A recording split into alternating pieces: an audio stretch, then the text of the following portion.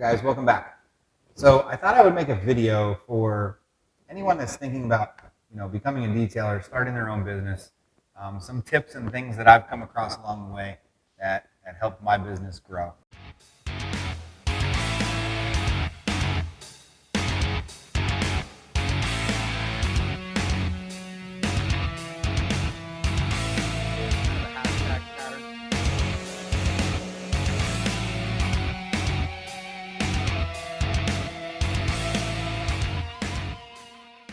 Just discussing a little bit of how I got to where I'm at in my business, how things started and grew, and what I did to help that happen throughout the years.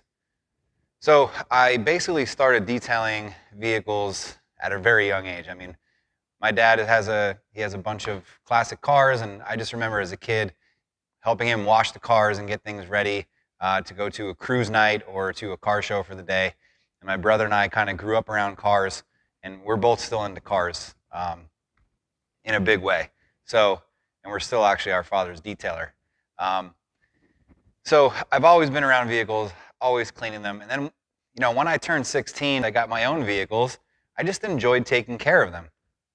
And when it got to around 2008, 2009, I said to myself, maybe I could start doing this as a little side hustle and make a couple extra bucks here and there. So some friends, family, at a very cheap rate, I would clean their cars, and it was enjoyable to me. I had fun doing it, so I wasn't really trying to make a ton of money off of it at the time.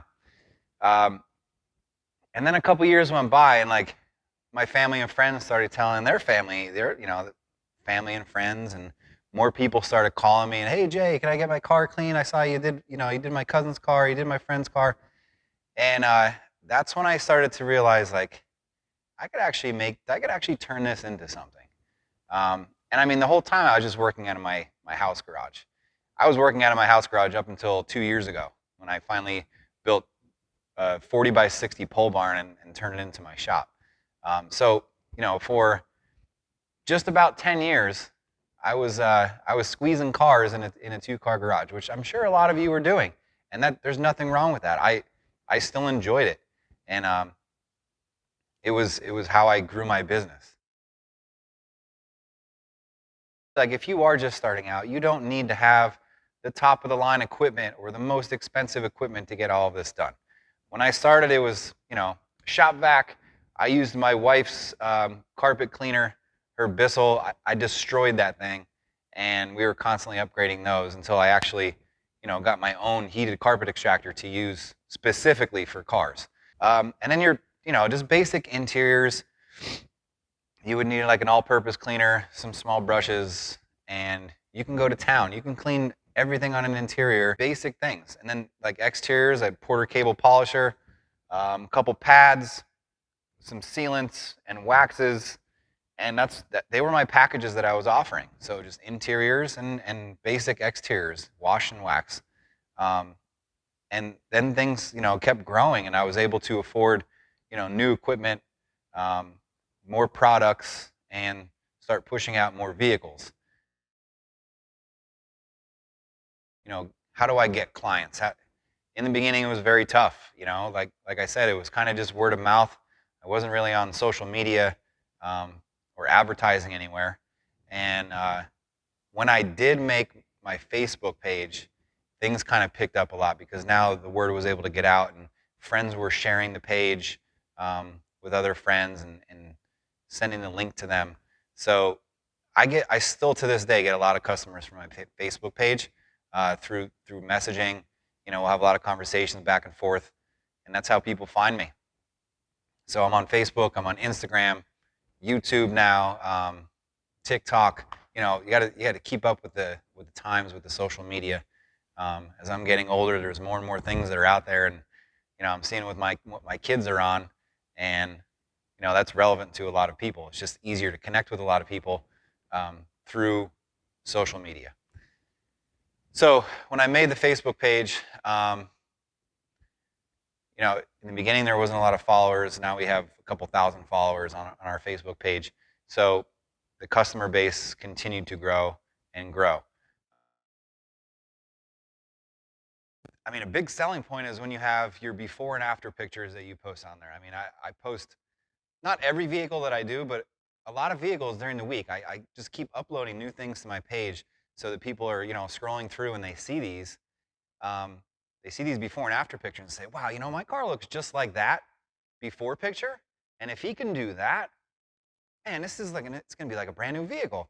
And I get so many messages from people who'll be like, hey, I saw that picture you just posted up of that truck. Mine looks just like that. My kids destroyed the back seat. Can you get me in for an appointment as soon as possible? And those are the selling points, seeing those things. So making videos, taking really good pictures, like interior pictures. You get up close and you could see the stains in the seat. And then, your after picture is after you shampooed everything and everything dried up and you could see that it's spotless, just like the day they bought the car. So those things definitely sell your services to people when they could actually see it, right? It's one thing to have your advertisement or your business card that you pass out to people, but when someone's on Facebook and they could see what you did, a quick little flash of a video, a quick video of showing before and after, they can see your work and they know the quality of your work, that's going to be a selling point to them. So you definitely want to figure out the value of your work, your pricing, your packages that you're going to put together. Shop around and see what other people and other detailing businesses in your area are providing and what their prices are. You don't want to undersell yourself for the services that you're providing to people.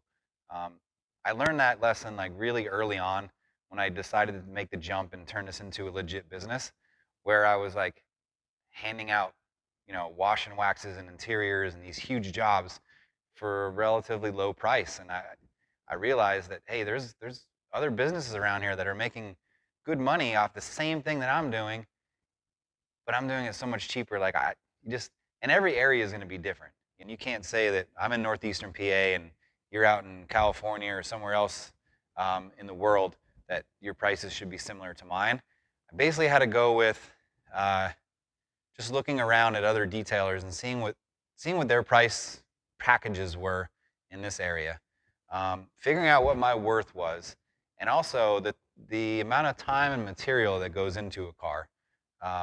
All those things kind of factor into what your price is going to be. And you don't want to sell yourself short when you see other area detailers making more money than you when you're providing the same service. So that's something to think about when you do sit down and start writing out your packages and figuring out your price list that you're going to start, sending out to people. I get a lot of people that ask me, hey, what's your price on this? What's your basic price on this? What's an estimate for this thing? So we'll either have them come in and I'll take a look at their vehicle and give them an estimate that way, or I kind of give them a range of what the price is going to be without seeing it. There's always hidden surprises. Someone brings their car in and it's covered with dog hair on the inside and they never mention that. There should be an upcharge for something along those lines. So products and equipment, I'm not sponsored by anyone, so the products that I use that you see behind me on the shelf, they're just the products that I've been using throughout the years and just found the ones that work really well for me. So places like Auto Geek, Detail King, Detailed Image, those places, they run sales all the time. So I would always watch and see when they're doing a 10% or 15% off and free shipping, different coupons, 25% off around the holidays, and I would start buying things in bulk so I had them. And that's what I continue to do today. I have business accounts set up, but early on when you're just starting out, it would be something you could do. So whenever you get into something, you want to do something that you enjoy. And like I said, I've enjoyed cleaning cars for my entire life. And that's, one of the things that I like to do. I like to come out to the shop, put my music on, and just start working. And I enjoy even the dirtiest jobs coming in. You feel like you have to put a hazmat suit on, but you get in the car and you clean it, and the results that you get are just amazing. And not only is it satisfying for me with the results, but to see the reaction from customers when they come in to pick their vehicles up. Whether it's the outside that we did a paint correction or a ceramic coating, or on an interior where it was just completely destroyed. Maybe their kids destroyed the back seat. Their reaction is what keeps me going too. I mean, it's a huge motivation. Like, I can't wait for them to come in and see what we just did to their car. So don't expect to, when you start detailing, that all of the cars that you're going to do are going to be Lamborghinis and Ferraris and these high-end cars, and none of them are really going to be that dirty. And you're going to have minivans that families use, and just they took it on vacation and they dump drinks and there's food everywhere. You're going to have cars that are destroyed, and that's the majority of the cars that we get in here are the ones that have been neglected, and maybe it's been a couple years since they've been cleaned, and then we're diving into them and there's stuff everywhere. So it's nice to work on higher end vehicles, and those will come as you gain, your business gets bigger, and people start seeing the kind of work you're doing. I'm starting to do more of the higher end vehicles are coming in here as well. But like I said, we still do a lot of just regular wash, wax, and full interiors. That's our probably 75% of our work that comes through the shop are those types of services. As you do start to provide more services, and you start thinking about some other things that you want to dive into, don't be afraid to ask someone for advice, or turn to someone's YouTube channel and watch how they do things. I'm still learning today. I'm doing this for 15 years now. I'm still learning new things because there's new technology that's coming out all the time in the auto detailing world. So there's forums that you can go on, there's different Facebook pages that you can follow, and I feel like I'm always reading things, watching videos, and trying to learn and stay relevant with all of the new products that are coming out. And it's always good to have a test mule as well. Like, I use my own daily driver truck to try out new products that I get. I hear about this product, yeah, it's really good, you should try this one. All right, before I go to try it on a customer's vehicle, I'm going to try it on my own and see how it works.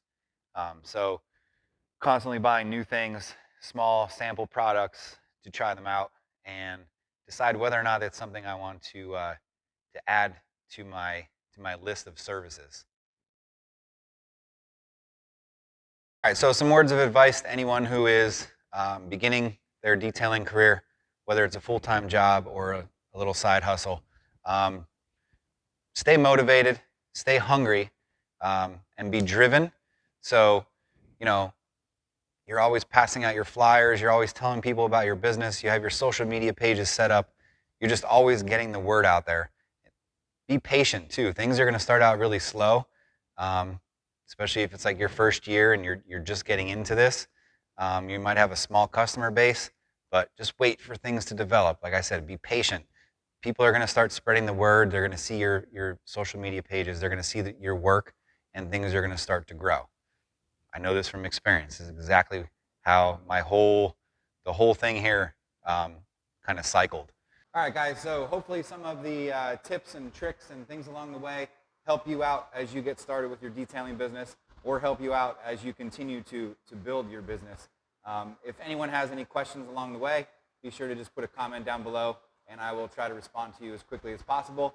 In the meantime, make sure you hit that subscribe button down below for any more content that we'll be coming out with in the future. Thanks for watching. We'll see you next time.